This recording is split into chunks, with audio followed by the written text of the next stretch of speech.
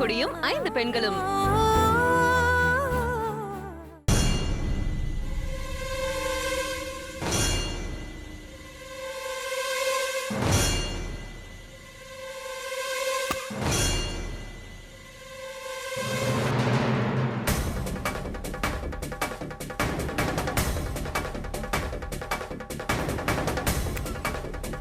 நில்லடி. உள்ள எங்க போற? போ வெளிய. இன்னுமே இந்த வீட்ல உனக்கு இடம் இல்ல. வெளிய போ. காரணம்? காரணம் வேணுமா உனக்கு? காரணம் சொல்ற. புருஷன் பேச்ச கேட்காம உன் பொண்ணுக்கு திருட்டு ராஸ்கலோட கல்யாணம் பண்ணி வச்சிருக்க. என்ன மதிக்காதவ இந்த வீட்ல இருக்க கூடாது. இதுக்கு மேல நீ இங்க இருந்தேனா எனக்கு அசிங்கம், அவமானம். போடி வெளிய. ஓடி. எவனை எவளோட கல்யாணம் பண்ணி வச்சிருக்கியோ அவன் வீட்டுல போய் இருந்துக்கோ. என் முகத்திலேயே நீ முடிக்காத. நல்லா இருக்குங்க நீங்க சொல்றது. அன்னக்குடி எப்படி அந்த வீட்டுல போய் இருக்க முடியும்? பொண்ணு கல்யாணம் பண்ண மாப்பிள்ள கூட வீட்டோட மாப்பிள்ளையா மாமியார் வீட்டுல இருப்பான். மாமியார் எப்படி மாப்பிள்ள வீட்டுல இருக்க முடியும்? நடந்தது நடந்து போச்சு. இனிமே இதை அழிக்கவோ மாத்தவோ முடியாது. நாம தான் தெய்வத்து மேல பாரத்தை போட்டுட்டு சங்கரையோட வாழ்க்கையில கஷ்டம் வரக்கூடாதுன்னு நிம்மதியா இருக்கணும். நீ உள்ள போ அன்னக்குடி. என் வீட்ல நான் வாழ நீங்க பெர்மிஷன் தருவீங்களா? புள்ளைய கிள்ளி விட்டு தொட்டில் ஆட்டுற வேலையெல்லாம் அவர்கிட்ட வச்சுக்கோங்க, என்கிட்ட வேண்டாம். என் புருஷன் என்ன என்ன வேணாலும் சொல்லுவாரு. ஏன் கழுத்தை பிடிச்சு என்ன வெளியில கூட தள்ளுவாரு. அதை தடுக்க நீங்க யாரு?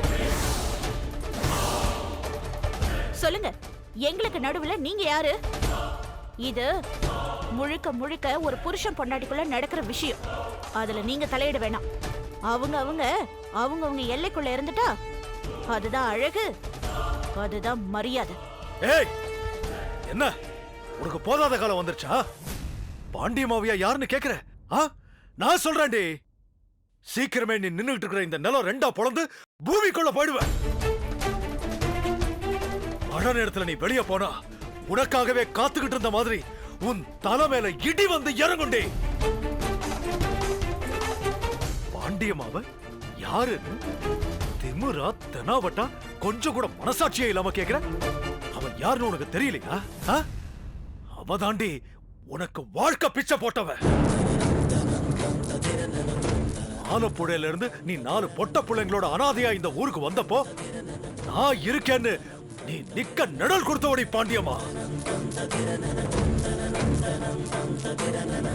என் புருஷனை நீ கட்டியிருந்தாலும் நீ எனக்கு சக்களத்தில என் கூட பிறக்காத தங்கச்சின்னு ஊர்ல உனக்கு ஒரு கௌரவத்தை உருவாக்குனதே இந்த பாண்டியம்மா தான். இத பார், இந்த பாண்டியம்மா மட்டும் அன்னைக்கு உனக்கு ஆதரவோ அடைக்கலமோ கொடுக்கல, நீ எப்பவோ செத்துப்படி. இது பாருங்க, நான் ஒண்ணு செத்து மேல போயிருக்க மாட்டேன். சாகாம கோர்ட்டுக்கு போயிருப்பேன். முத்து பாண்டிங்கிறவரு முதல் கல்யாணம் நடந்ததை மறைச்சிட்டு என்னை ஏமாத்தி 2வது கல்யாணம் பண்ணிக்கிட்டாரு. 4 பிள்ளைங்களுக்கு அம்மாவாவும் ஆக்கிட்டாரு. எனக்கு ஒரு நியாயத்தை சொல்லுங்கன்னு கோர்ட்டு கதவை தட்டி இருப்பேன். நான் அந்த மாதிரி கோர்ட்டுக்கு போயிருந்தா தீர்ப்பு எனக்கு சாதகமா தான் வந்திருக்கும். ஆமா, நீ கோர்ட்டுக்கு போயிருந்தேனா உனக்கு சாதகமா தான் இருந்திருக்கும். நான் இல்லன்னு சொல்லல. ஆனா நீ கோர்ட்டுக்கு போறதுக்கு முன்னாடியே ரோட்ல நிக்க வச்சே உனக்கு நல்ல தீர்ப்பு சொன்னாலே இந்த பாண்டியம்மா. உன்னை சொந்த தங்கச்சியா ஏத்துக்கிட்டு உனக்கு பிறந்த பிள்ளைகளையும் தான் சொந்த பிள்ளைகளா ஏத்துக்கிட்டாலே அதுக்கு இதுதான் நீ காட்ட நன்றி கடனா. ஏன் என் பொண்ணுங்களை சொந்த பொண்ணுங்களா ஏத்துக்கிட்டாங்கன்னு சொல்லிடுமா? அவங்களுக்கு குழந்தைங்களே கிடையாது. அதனாலதான்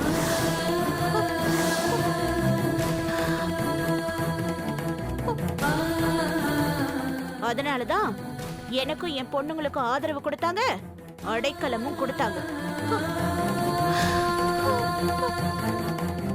இங்க பாருங்க, முதல்ல நீங்க 2 பேரும் ஒரு விஷயத்தை தெரிஞ்சுக்கோங்க.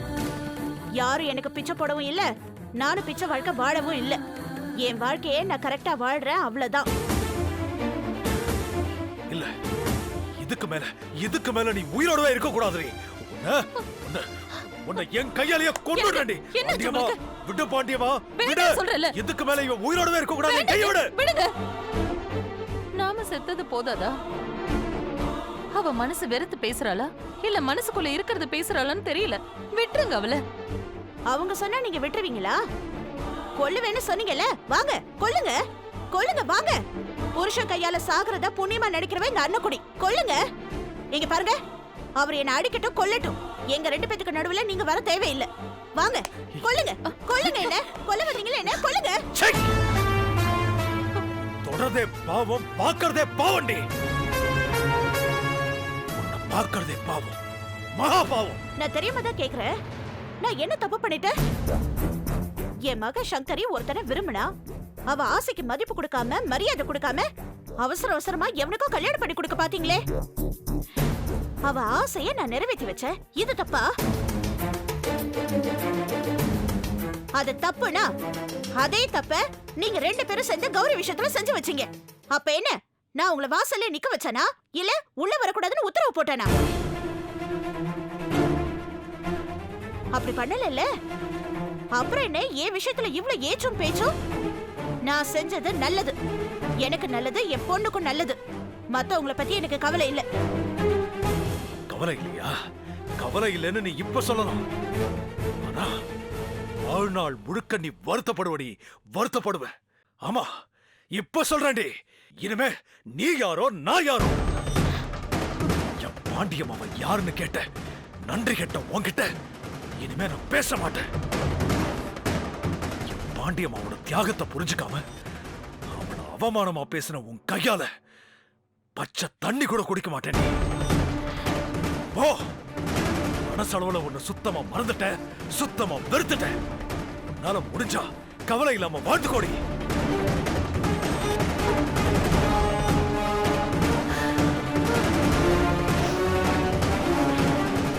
இப்போ உங்களுக்கு திருப்தி தானே, சந்தோஷம் தானே? இதுக்கு தானே ஆசைப்பட்டீங்க? நடந்துருச்சு. நல்ல சந்தோஷமா இருங்க, சந்தோஷமா இருங்க.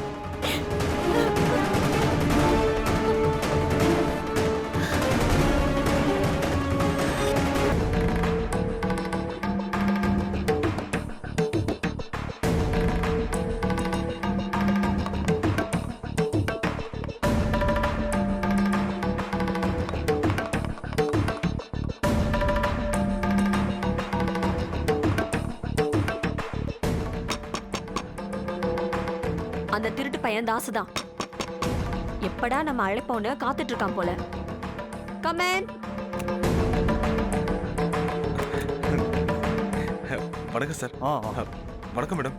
வாங்க மாப்ள. மாப்பிள்ளையா?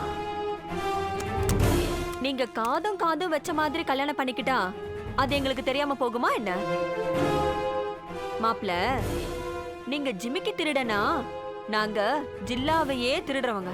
நான் உங்களுக்கு சொல்றதுக்கு முன்னால எப்படி மேடம் உங்களுக்கு என் கல்யாண விஷயம் தெரிஞ்சது? தம்பி தாசு, மும்பேரி முக்கன்னு ஒரு பாம்பு இருக்கு. அது கொத்துன உடனே போயிடாது. கொத்துனவன் செத்தானா, செத்தவனை சுடுகாட்டுக்கு எடுத்துட்டு போய் புதைச்சாங்களா இல்ல எரிச்சாங்களான்னு கொம்பு மேல ஏறி நின்னு பார்த்துட்டு வெரிஃபை பண்ணிட்டு தான் போகும். அதனாலதான் அது பேரு கொம்பேரி மூக்கன். நானும் காஞ்சனாவும் அந்த கொம்பேரி முக்கன் கேட்டகரி. தெரிஞ்சோ தெரியாமலோ நீ எங்க லிமிட்டுக்குள்ள எங்க லிஸ்ட்ல சேர்ந்துட்ட. அதனாலதான் நாங்க உன்னை விடாம வாட்ச் பண்ணிட்டு இருக்கோம். தப்பாவோ இல்ல எங்களுக்கு எதிராவோ நீ செயல்பட ஆரம்பிச்ச அப்புறம் என்னோட ஒரிஜினல் கலரை நீ பார்க்க வேண்டியதா இருக்கும். நான் யாருன்னு தெரியும்ல, என் தங்கச்சியவே கொன்னவன். சரியா போச்சு. நாம என்ன தாச மிரட்டுறதுக்கா கூப்பிட்டுருக்கோம்? கல்யாணம் ஆயிடுச்சு, வாழ்த்தி பரிசு கொடுக்க தானே கூப்பிட்டுருக்கோம்.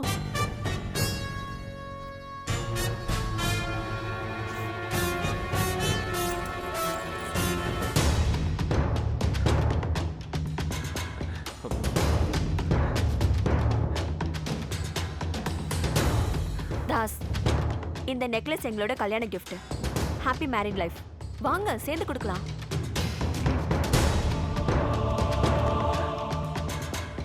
ரொம்ப தேங்க்ஸ் மேடம். இது அவசரமா நடந்த கல்யாணம், அதான் உங்களுக்கு சொல்ல முடியல. சொல்லியிருந்தாலும் எங்களால மாப்பிள்ளை வீட்டு சார்பா வந்து நிக்கவா முடியும்? நாங்க மாப்பிள்ளை பக்கம்னு தெரிஞ்சா அண்ணக்குடி உன்னை மாப்பிள்ளைய ஏத்துப்பாங்களா? அடுத்த நிமிஷமே நீ லாக்அப்புக்கு மாப்பிள்ளையா போயிருப்ப. ஆமால மேடம், நீங்க அந்த குடும்பத்தோட டைரக்ட் எதிரிங்கல்ல. அதுவும் கொஞ்ச நஞ்ச பகை இல்ல. அந்த கௌரியும் மனோகரியும் 2 பேரும் நான் எப்படா மாட்டுவேன்னு தவம் இருக்காங்க. இத பார், அவங்க முன்னாடி நமக்குள்ள இந்த மாதிரி லிங்க் இருக்கிறத உளறி வச்சிராத. இல்ல மேடம், இல்ல, அந்த மாதிரி எதுவும் உளறி வைக்க மாட்டேன். நல்ல வேலை நீங்க சொன்னீங்க. இனிமே சர்வ ஜாக்கிரதையா இருப்பேன். இருந்தா உனக்கு நல்லது. இல்லனா சங்கரி சைலண்டா போயிடுவா. அன்னக்குடிய பத்தி உனக்கு தெரியாது. அவங்க பார்வையில ஓ வண்டவாளம் தண்டவாளத்துல ஏறிச்சு ஒரே வெட்டுதான். 2 துண்டா போயிடுவ. அதுலயும் அவங்க வீட்ல இருக்கிற எல்லாரையும் பகைச்சுக்கிட்டு சங்கரிய உனக்கு கல்யாணம் பண்ணி வச்சிருக்காங்க. மாட்ன மகனே, சட்னி சட்னி தான். ஆமா மேடம், அவங்க வீட்ல இருக்க எல்லாருமே எங்க கல்யாணத்துக்கு எதிர்ப்பு. சங்கரோட அம்மா திடீர்னு சங்கரோட வந்தாங்க. உடனே கல்யாணம்னு சொன்னாங்க. அவசர அவசரமா நடத்தியும் வச்சுட்டாங்க. ஆனா எப்படி மேடம் இது எல்லாத்தையும் பக்கத்துல இருந்து பார்த்த மாதிரி அப்படியே சொல்றீங்க? அதுதான் காஞ்சனா சொன்னாலே, நீ வெறும் ஜிமிக்கி திருட, நாங்க ஜில்லா திருட. ஒரு அண்ணனா நான் சொல்றது என்னன்னா, நீ நல்லவனா நடிக்கிறத அன்னக்குடி சங்கரியோட நிறுத்திக்கோ. எங்க கிட்ட நல்லவனாவே இரு. இருந்தா உனக்கு லாபம், இல்லைன்னா எங்களுக்கு கோபம். நான் சொல்றது புரியுதா? எக்காரணத்தை கொண்டும் தீட்டின மரத்துல ஷார்ப்னஸ் கரெக்டா இருக்கான்னு கூறு பார்க்கவே கூடாது. சார், என் மேல உங்களுக்கு சந்தேகமா? நம்புங்க சார், நான் நல்லவன். அந்த மாதிரி இருந்துட்டா சேஃப்னு சொல்றாரு. ஏன் இத சொல்றோம்னா, நம்ம மனசு மாதிரி நாஸ்தியான விஷயம் வேற எதுவுமே இல்ல. அது தகுதி தராதரம் தெரியாம எல்லாத்துக்குமே ஆசைப்படும் தாஸ். அடேங்கப்பா, புருஷன் பொண்டாட்டி 2 பேருமே எமகாதங்க தான். நம்ம மனசுல ஓடுறது அப்படியே வரி விடாம வார்த்தை விடாம சொல்றாங்களே. தாஸ்,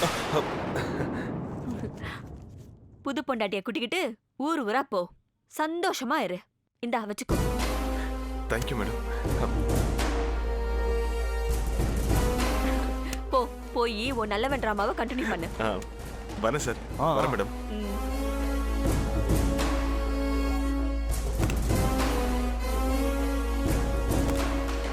உன் பிளான் என்னன்னு தெரியலையே காஞ்சனா.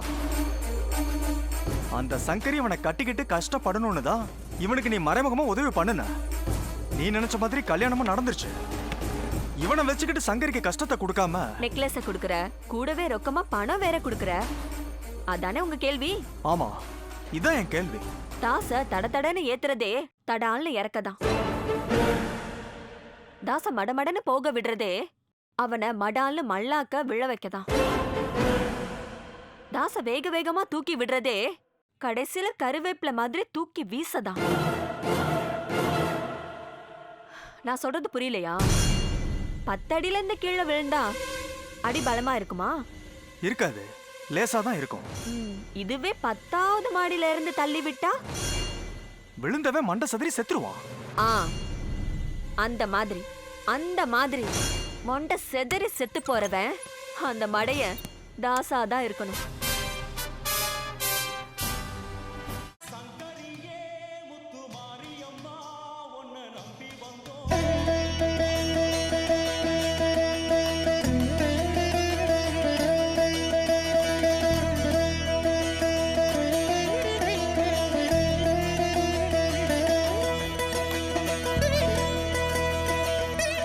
தர்மம் ஒரு பக்கம், தாலி ஒரு பக்கம், தாயும் தங்கச்சியும் ஒரு பக்கம்.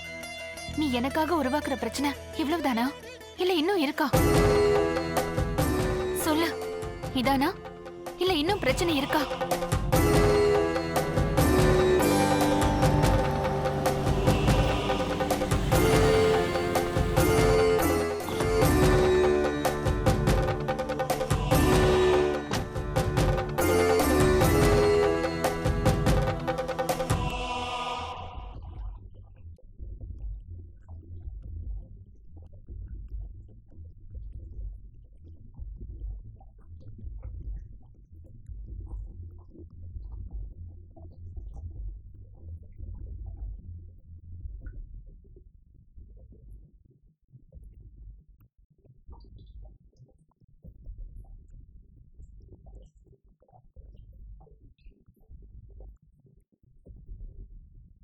இது இல்ல, இந்த மாதிரி இன்னும் பல சோதனை வந்தாலும் நான் தாங்குவேன்.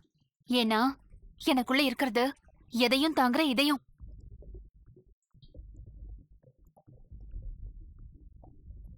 எல்லாத்தையும் தாங்குற இதயம். ஆமா, எதையும் தாங்குவேன், எல்லாத்தையும் தாங்குவேன். தாங்கி தர்மத்தையும் காப்பாத்துவேன்.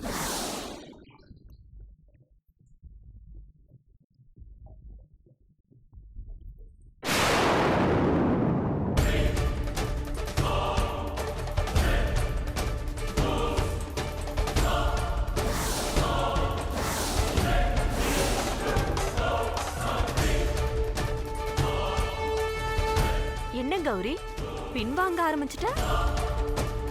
இந்த பின்வாங்கல் இதோட நின்றாது, இன்னும் தொடரும். சாக்கடையை பார்த்து ஒதுங்கி போறது சாக்கடை மேல இருக்கிற பயத்தினால இல்ல, சாக்கடை நம்ம கால்ல பற்றக்கூடாதுங்கிற பாதுகாப்புக்காக தான். கழுத்தை சுத்தி டிசைன் டிசைனா கத்தி தொங்குனாலும் கர்ஜனை இன்னும் குறையல. ஆமா, தங்கதுரை கிட்ட சவால் விட்ட, என்கிட்ட சவால் விட்ட, பாவம் உன் புருஷன் அவர்கிட்டயும் சவால் விட்ட. இப்ப என்ன சாமிக்கே சவாலா? சொல்லுமா லாயரு, இப்ப கடவுள்கிட்டே காம்படிஷனா? ஆட்ட கடிச்சு மாட்ட கடிச்சு இப்போ ஆண்டவன் கிட்டயே அக்க போற ஆரம்பிச்சிட்டியா?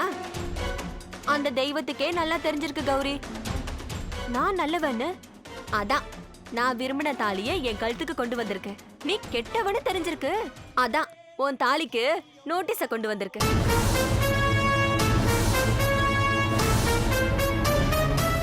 உன் காதல் கணவர் உன்னை வெட்டி விடுறதுக்காக விவாகரத்து நோட்டீஸே அனுப்பியிருக்காரா? உனக்கு மட்டும்தான் நோட்டீஸ் அனுப்ப தெரியுமா? எங்களுக்கும் நோட்டீஸ் அனுப்ப தெரியும்ல. ஒரு மரத்தை சாய்க்கணும்னா மரத்து மேல ஏறி ஒவ்வொரு கிளையா வெட்டணுங்கிற அவசியம் இல்ல, கீழே நின்னு வேரோட வெட்டினாலே போதும். உன் விஷயத்துல நானும் தங்கதுரையும் ரொம்ப பொறுமையா அந்த காரியத்தை தான் பண்ணிருக்கோம். நான் மிஸ்ஸஸ் தங்கதுரையா திருநெல்வேலி தென்காசின்னு தெம்பா கம்பீரமா சுத்திட்டு இருப்பேன். நீ வாழாவட்டியா மாறி ஒரு மூலையில முடங்கி இருப்ப. உன்ன மாதிரி ஆட்கள் நினைக்கிறதெல்லாம் நடந்துட்டா அப்புறம் கோயில் எதுக்கு? கோயில இருக்கிற தெய்வம் எதுக்கு? தங்கதுரை கையில இருக்கிற சொத்தை திரும்ப வாங்குறது தர்ம யுத்தம். அந்த யுத்தத்துல நான் தர்மத்தையும் காப்பாத்துவேன், என் தாலியையும் காப்பாத்துவேன். தாலின்னு சொன்னதுதான் ஞாபகம் வருது. ஆமா, உன் தங்கச்சி திருட்டு தாலி கட்டிக்கிட்டாலாமே? அதாமா ஓ ரெண்டாவது தங்கச்சி சங்கரி எவனோ ஒருத்தனை இழுத்துட்டு போய் திருட்டு தாலி வாங்கிட்டாலாமே? அது ஒண்ணு திருட்டு தாலி இல்ல, என் அம்மா முன்னாடி ஏறின தாலி, அங்கீகரிக்கப்பட்ட தாலி. இந்த ஈர வெங்காயம்லாம் வேணாமா. ஊருக்கு சொல்லாம கொல்லாம ஒரு ஒதுக்குப்புறமா வச்சு பண்ற கல்யாணம்லாம் எங்க ஊர்ல திருட்டு கல்யாண லிஸ்ட்ல தான் வந்து சேரும். ஆமா, அது என்ன உங்க குடும்ப ராசி? உங்க அம்மாவுக்கு ரெண்டாவது தாலி, உனக்கு அம்மா இல்லாத தாலி, உன் தங்கச்சி சங்கரிக்கு அப்பா இல்லாத தாலி. எல்லார் சம்மதத்தோடவும் உங்க வீட்ல ஒருத்தருக்கு கூட ஒழுக்கமான தாலி ஏறவே ஏறாதா? அடி செருப்பால.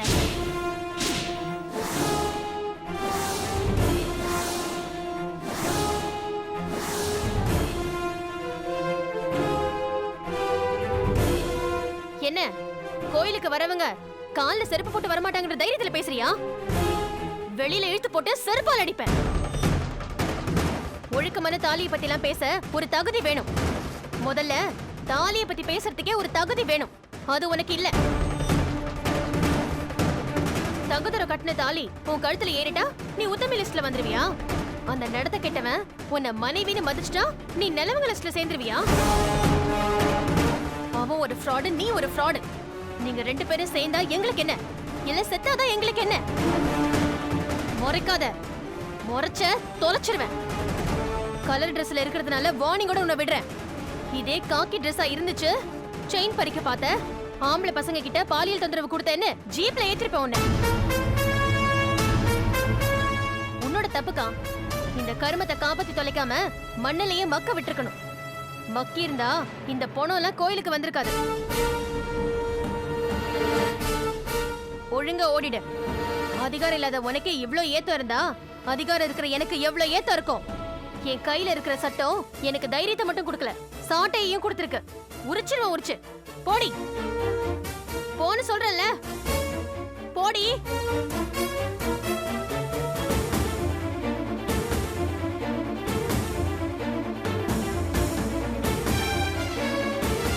அக்கா நீ வா.